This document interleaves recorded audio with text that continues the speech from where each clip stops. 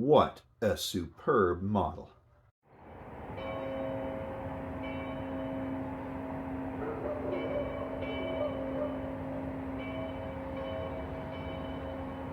So I decided to give this little kit a review since I mentioned how much better the Airfix kit was than the Academy's F4F. And honestly, everything about this kit is excellent. You may notice that the kit comes with 8 wing halves. Well, that's because it comes with tons of options for construction.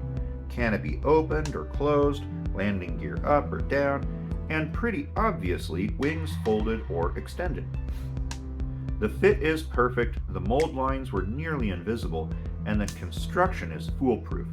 The line on the bottom, by the way, is my fault and could have easily been solved with just a little more sanding and puttying, but since this is displayed right side up, I decided not to bother since it's practically invisible anyway. If it bothers you though, there is a piece of advice I can give regarding that seam line. And I'll tell you what it is. I would not recommend dry fitting the fuselage halves together with the cockpit inside before gluing. They all sort of snug lock together, making a nice sturdy structure, but my cockpit got stuck inside and I had to pry the halves apart, hence the unsightly line that I decided not to bother with. Other than that, and that's really not that big of a deal, it's an excellent model. The decals are of very good quality and ridiculously small. Some of them require a magnifying glass to read, yet they all apply easily and don't leave much silvering at all. I really appreciate the amount of detail they give, and I think they do a great job at heightening visual interest. In the edition I built, you get 2 options, one for the Marines plane on Guadalcanal and the other from the Big E.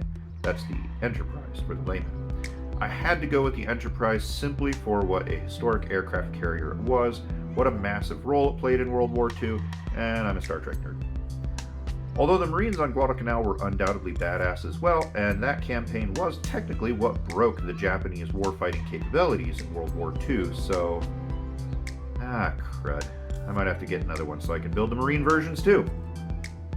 I know the newer versions have different options. I've seen a kit with options for the USS Ranger and Operation Torch, and a different Marine Guadalcanal version. Seriously, it's such a fun kit, and you'll have such a good time, you might actually honestly consider grabbing 2 just because I bet money that once you finish the first, you'll really want to build the other option, and for like 15 bucks each, why not? Also, as a cute little point of interest, if you notice, you can tell that this is an early war version, like from the first few weeks of the war. And that's because there's the red dot in the middle of the roundel. They actually removed that red dot because they were worried that there would be friendly fire instances because people would only see that red dot and think it was the rising sun, or meatball in the American Navy parlance, and of course then shoot down their own guys. And honestly, pilots see all kinds of things up there, so it's best not to give them the option to mistake. I would recommend this kit to all skill levels. Even the greenest of beginner, I think, could easily build this kit and make it look great. And the experts will appreciate its fine detail and excellent quality. So, there you go. Go grab yourself an Airfix F4F, and you can thank me later. If you liked this examination, please leave me a like and don't forget to subscribe. Other than that, I wish you all joy in your lives, and I hope to see you again soon.